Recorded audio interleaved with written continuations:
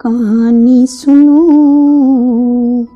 कहानी सुनो, सब याद रहेगा। हाँ जी, सब याद रहेगा। जी हाँ, कहानियाँ सुनना सुनाना हमारे देश भारत की बहुत पुरानी सदियों से चली आ रही सांस्कृतिक विरासत है।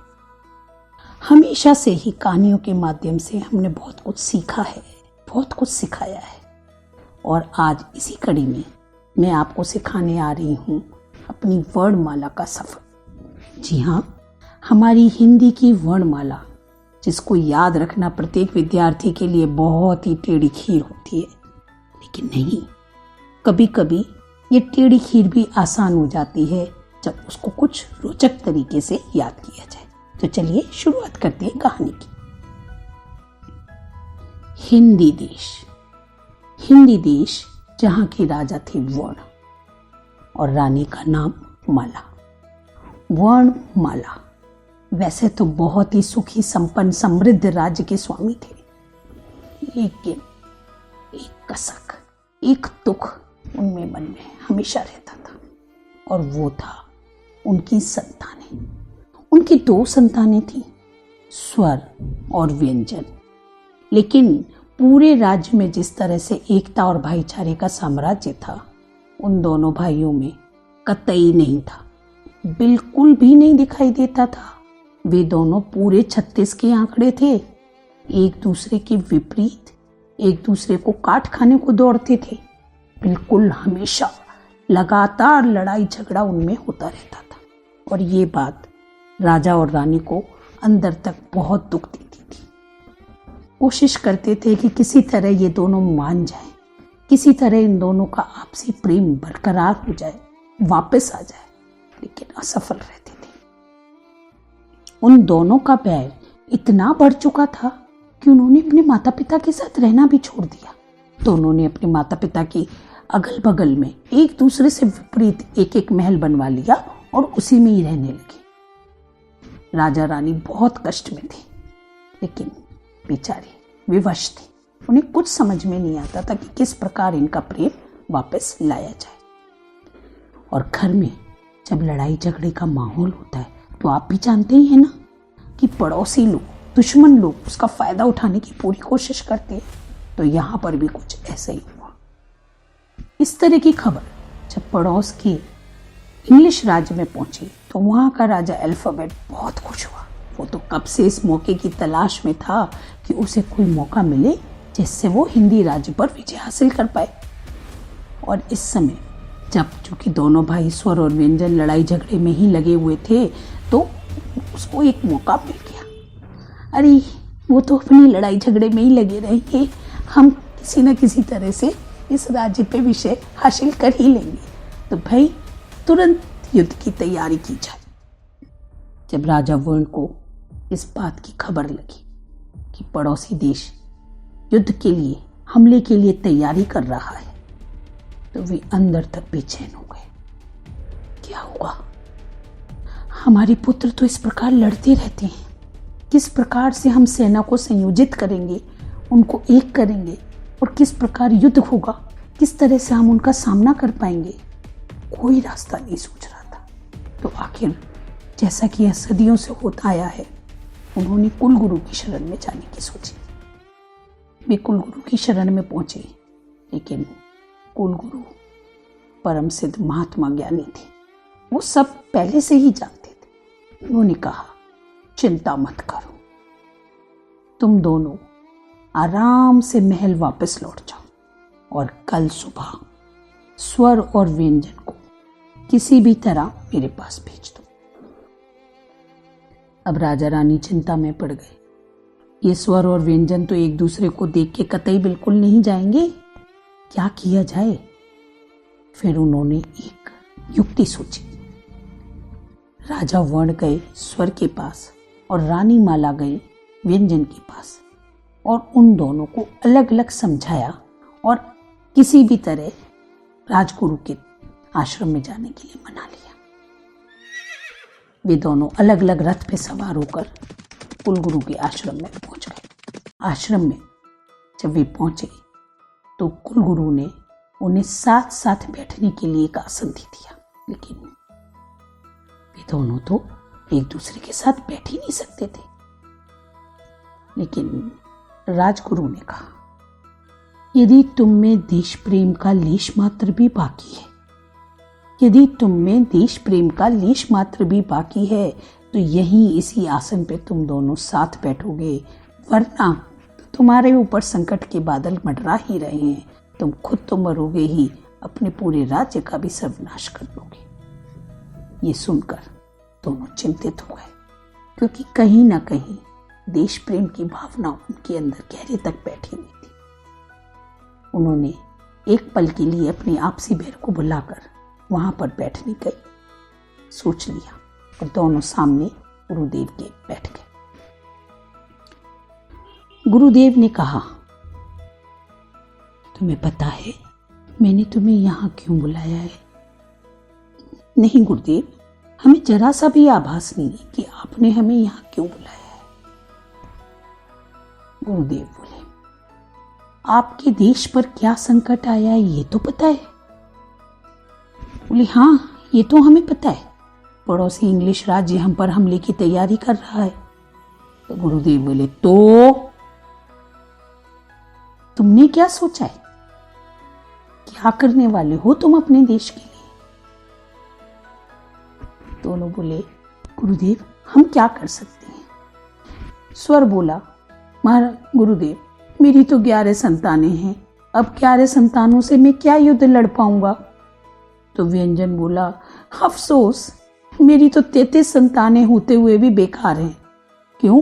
क्योंकि वो तो सारी की सारी लंगड़ी हैं, असमर्थ हैं, उनसे तो कैसे भी युद्ध नहीं जीता जा सकता।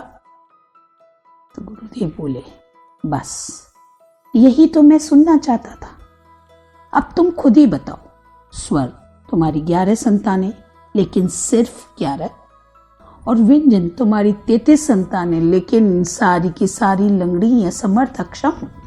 कैसे करोगे ये युद्ध? किस प्रकार जीत पाओगे इस युद्ध को? दोनों को कुछ भी समझ में नहीं आया, कैसे करें? उन्हें अपना सिर हिला दिया। गुरुदेव बोले, उपाय मैं बता सकता हूं, लेकिन अमल नहीं कर पाओगे तुम, जानता हूं मैं, बहुत कठिन है तुम्हारे लिए। तो वे बोले, नहीं गुरुदेव, ऐसा नहीं है, हम अपने देश के लिए कुछ भी कर सकते हैं, आप बताएं, हम बिल्कुल अमल करेंगे। गुरुदेव बोले, रहने दो, साथ में बैठ तो पाते नहीं हो, अमल करोगे? बोले, नहीं गुरुदेव, ऐसी कोई बात नहीं है, देश हमारे लिए इससे भी ऊपर है, आप जैसा कहेंगे हम वैसा करेंगे। सोच लो, यदि उपाय सुनने के बाद तुमने उस पर अमल नहीं किया तो तुम अपनी पत्नी, अपनी संतानों समेत इसी समय नष्ट हो जाओगे, मृत्यु को प्राप्त हो जाओगे। ये सुनकर दोनों एक पल को ठिठक गए, एक दूसरे का चेहरा देखने लगे, लेकिन नहीं, कहीं ना कहीं देश प्रेम उनमें हिलोरे मार रहा था। उन्होंने कहा, नहीं गुरुदेव, आप इस बात की कतई चिंता ना करें, ठीक है हम में आपस में बैर है, लेकिन वो देश से ऊपर नहीं है, हम अपने देश के लिए आपसी बैर को भी भुला सकते हैं। तो गुरुदेव बोले, ठीक है, लेकिन पहले प्रतिज्ञा करो कि तुम इस पर पूरी तौर पे अमल करोगे। दोनों तैयार हो गए और उन्होंने प्रतिज्ञा ले ली।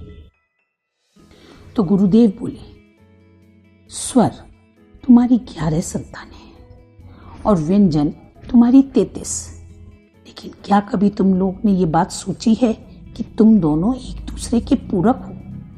अकेले स्वर से भी कुछ नहीं हो सकता और अकेले व्यंजन से तो वैसे भी कुछ नहीं हो सकता, लेकिन यदि तुम दोनों मिल जाओ तो तुम असीम शक्ति बन सकते हो, असीमित हो, असीमित ताकत बन सकते हो। लेकिन गुरुदेव, ये कैसे हो सकता है?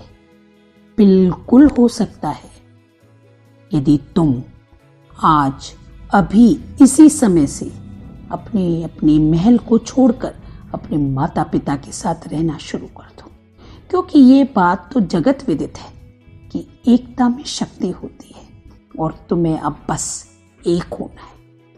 जब स्वर और व्यंजन तुम आपस में मिलोगे तो तुम असीम शक्ति बन जाओगे। तुमसे पैदा होंगे अनगिनत अक्षर, लाखों करोड़ों की संख्या में, जो इस देश को बचाने के लिए काफी है। लेकिन गुरुदेव, क्या सच में ऐसा हो जाएगा? गुरुदेव बोले, शंका ना करो वत्स, मैं भविष्य देख सकता हूं और मुझे सब कुछ साफ साफ दिखाई दे रहा है। जाओ और जैसा मैंने कहा है वैसा ही करो। खुद ही देखना 2 दिन के अंदर क्या होता है। फिर क्या था, स्वर और व्यंजन ने गुरुदेव को प्रणाम किया और वापस लौट चले। लेकिन इस बार अंतर था। एक रथ खाली आया और एक रथ में दोनों भाई गए। जब राजा रानी वर्णमाला ने उन दोनों को एक रथ में एक साथ आते हुए देखा तो उनके चेहरे पर खुशी की लहर दौड़ गई। उनका मन हर्षित हो गया। आखिर गुरुदेव ने हमारा लंबे समय से सोचा हुआ काम कर ही दिया। हम दोनों तो इन्हें एक नहीं कर पाए, लेकिन गुरुदेव ने आज इन्हें एक कर दिया। हम उनके बहुत बहुत आभारी हैं। वे दोनों स्वर और व्यंजन महल में पहुंचे, माता पिता को प्रणाम किया और बहुत बहुत क्षमा याचना की कि हम वापस आपके साथ रहने आना चाहते हैं। राजा रानी तो चाहते ही ये थे। उन्होंने तुरंत उनको आशीर्वाद दिया और बच्चों समेत घर वापस आने को कहा। बस दूसरे दिन सुबह सुबह राजा वर्ण और रानी माला के महल में चहल पहल मच गई। आखिर 44 संतानें उनके घर में खेल रही थी और उन 44 संतानों के मिलते ही इतने इतने इतने अक्षर बने कि 2 दिन में ही असीमित अक्षर वहां पर उनके दिखाई देने लगे। राजा और रानी देखकर फूले नहीं समा रहे थे और लख लख धन्यवाद अपने गुरुदेव को दे रहे थे और साथ में इंग्लिश राज्य का भी आभार मान रहे थे। आखिर उसी की डर की वजह से तो स्वर व्यंजन एक हुए थे। सही समय देखकर राजा वर्ण ने गुप्त सभा बुलाई। इस सभा में उन्हें अपनी युद्ध नीति तैयार करनी थी। सभी सभा में पहुंचे और राजा वर्ण ने सबको उनके उनके विभाग सौंपने शुरू किए। स्वर की संतान यानी स्वर के पौत्र अयोगवाह को गुप्तचर विभाग दिया जाता है और इनकी जिम्मेदारी रहेगी कि पड़ोसी गतिविधियों को ये बिना रुके, बिना देरी किए राजा तक तुरंत पहुंचाए। अब बारी है संयुक्ताक्षर की, जो व्यंजन की पौत्र हैं। इन्हें सेनापति बनाया जाता है। व्यंजन के ही एक दूसरे पौत्र संयुक्त व्यंजन की जिम्मेदारी है हमारे देश की भीतरी हलचल की जानकारी राजा को देना। वाह, क्या निर्णय लिया है, वाह वाह वाह, सब साधुवाद करने लगे। लेकिन अभी काम खत्म नहीं हुआ था।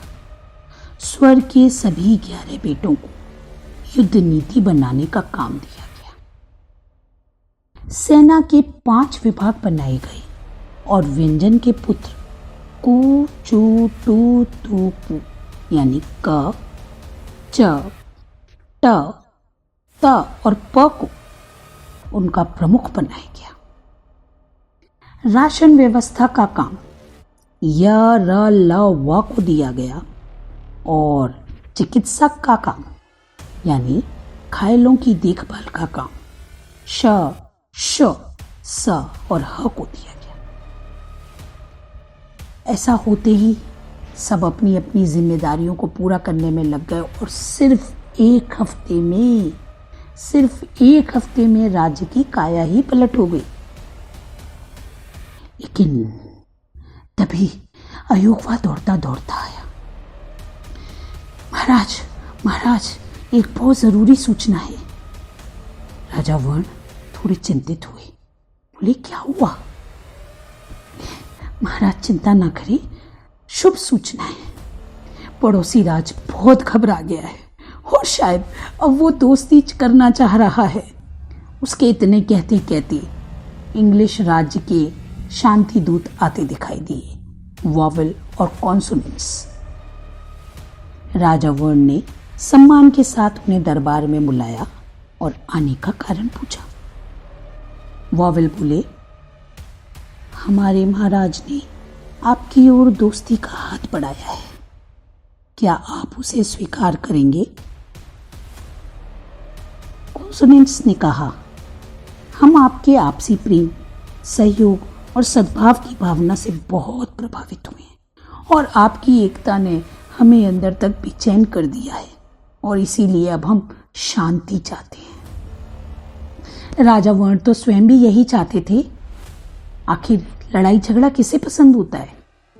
चारों ओर से साधुवाद, जय हो जय हो जय हो के जयकारे लगने लग गए और चूंकि हम हिंदी वाले बड़े दिल वाले होते हैं तो हमने भी यानी वर्ण और माला ने भी आगे बढ़कर इंग्लिश राज्य का दोस्ती का पैगाम खुले दिल से स्वीकार कर लिया और अब सभी लोग यानी इंग्लिश और हिंदी देश आपस में मिलजुल कर दोस्तों की तरह साथ साथ खुशी से रहने लगे। तो बच्चों, आपने देखा पूरा भाषा का सफर हो गया, पूरी वर्णमाला आ गई, कई सारे व्याकरण तत्व भी आ गए, वर्णमाला में जितने नाम होते हैं वे आ गए और आपको पता भी नहीं चला कि कब वो आपको याद भी हो जाएंगे। तो ध्यान रखिए, हमारी वर्णमाला के दो भाग होते हैं, स्वर और व्यंजन। स्वर यानी स्वतंत्र वर्ण जो किसी पर आश्रित नहीं होते, सक्षम होते हैं क्योंकि वो पूरे होते हैं, और व्यंजन 33 वर्ण लेकिन सारे के सारे लंगड़े, ये स्वर पर ही आश्रित होते हैं अपने बोलने के लिए, अपने पढ़ने के लिए, अपने लिखने के लिए, यानी स्वर और व्यंजन एक दूसरे के पूरक हैं। इनको एक और तत्व अयोगवाह इनका साथ देता है, इनको पूरी तौर पे पूर्ण करता है। जब कभी जरूरत होती है तो विसर्ग बन जाता है, कभी अनुस्वार और कभी अनुनासिक बन जाता है। व्यंजन में 5 वर्ग होते हैं, कु, चु, टू, तु, पु, यानी क वर्ग, च वर्ग, ट वर्ग, ता वर्ग और प वर्ग। इसके अंदर जो व्यंजन आते हैं वो तो शायद हमें याद रहते हैं, लेकिन इनका क्रम हमें शायद कभी कभी भूल जाता है। तो आइए एक और ही मज़ेदार रोचक लाइन में आपको बताती हूँ, पंक्ति आपको बताती हूँ, जिससे आपको इसको याद करने में सहूलियत रहेगी। ध्यान से सुनिए। कोहली ने चहल को टमाटर तोड़ते पकड़ा। अब यहाँ से कारक शब्द हटा दें तो कोहली, चहल, टमाटर तोड़ते और पकड़ा, ये 5 हमारे 5 वर्गों के प्रथम वर्ण को बताते हैं। तो इसको याद करने से आपको वर्णों का क्रम याद हो जाएगा, जो हमारे 5 वर्ग हैं उनका क्रम याद हो जाएगा और इस प्रकार आप उन 5 वर्ग में अंदर के वर्णों को अच्छे से याद कर पाएंगे। ध्यान रहे कि राशन व्यवस्था य, र, ल, व ने संभाली थी और चिकित्सा सेवा श, श, स, ह ने संभाली थी। इसके अतिरिक्त संयुक्ताक्षर थे जो सेनापति थे और संयुक्त व्यंजन थे जिन्होंने देश की हलचल की जिम्मेदारी अपने ऊपर ली थी। तो इस तरह से यदि आप अपनी वर्णमाला को याद करेंगे तो बेफिक्र रहिए, आप बहुत आराम से उसको याद कर पाएंगे, बहुत अच्छे से उसको याद कर पाएंगे, क्योंकि कहीं ना कहीं आपके दिमाग में हर एक शब्द के पीछे का एक मनोरंजक तत्व मौजूद होगा। आशा करती हूँ आपको कहानी पसंद आई होगी। अगली कहानी में फिर मिलेंगे, तब तक के लिए नमस्कार।